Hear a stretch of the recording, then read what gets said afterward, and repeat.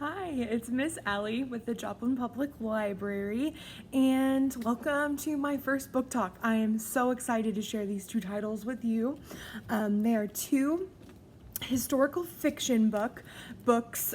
We have Show Me a Sign by Anne Claire Lizotte, and we also have Prairie Lotus by Linda Sue Park. So we'll go ahead and get started with Show Me a Sign.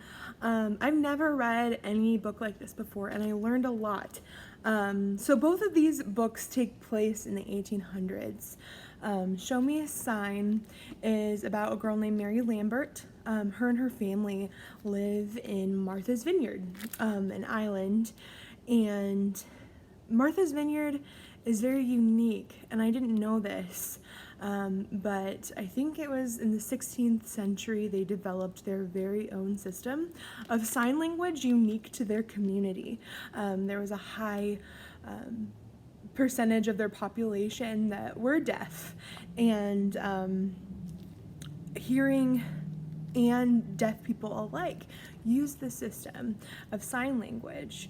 And her family use sign language throughout their everyday lives. And the character, Mary, describes that she often doesn't know who is hearing and who isn't. She doesn't really feel different in any way until something exciting happens in the story.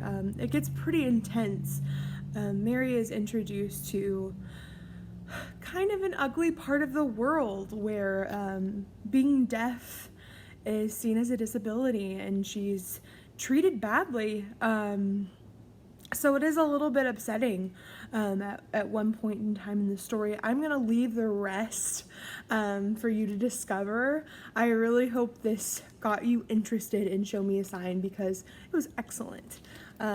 Never read anything like it. And Prairie Lotus is the second title. Prairie Lotus, so good, and I'm sure you guys are going to hear more about this book this year. I expect that it'll win several awards. It's really excellent. Linda Sue Park is the author, and she is a Newbery medalist. She wrote A Single Shard. She has several other novels, and I think picture books too that she has written. So I wouldn't be surprised if you hear more about this book this year. But this book is about a young lady named Hannah and her father. And like I said, it also takes place in the 1800s. It's 1880. And her father are traveling in the Dakota Territory to find a new place to settle. Her dad wants to open a dress supply shop. And it's just her and her father. I won't give away any details, but in the story it does explain that her mother has passed away, and it's pretty tragic. It's very upsetting. I will say that. But so it is just her and her father, and they are in a unique situation because Hannah is half Chinese, and the new community that they settle in is a railroad town, and they don't accept them to begin with. Hannah's parents, their marriage was very uncommon during that time. Interracial marriages were illegal. So they actually had to travel out of the territory for their marriage to be legitimate. So there's not a lot of people like Hannah, and her father is white, so she does stand out. And her father often tries to protect her, tries to keep her identity hidden to begin with.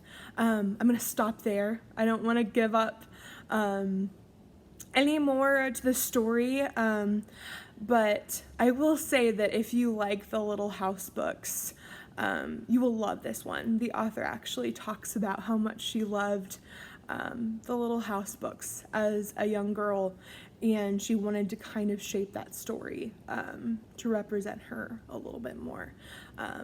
But yeah, these two books are excellent. Like I said, if you like the Little House books, I know if you like the Dear America books, if you like any historical fiction, you will surely love these two titles. They are excellent.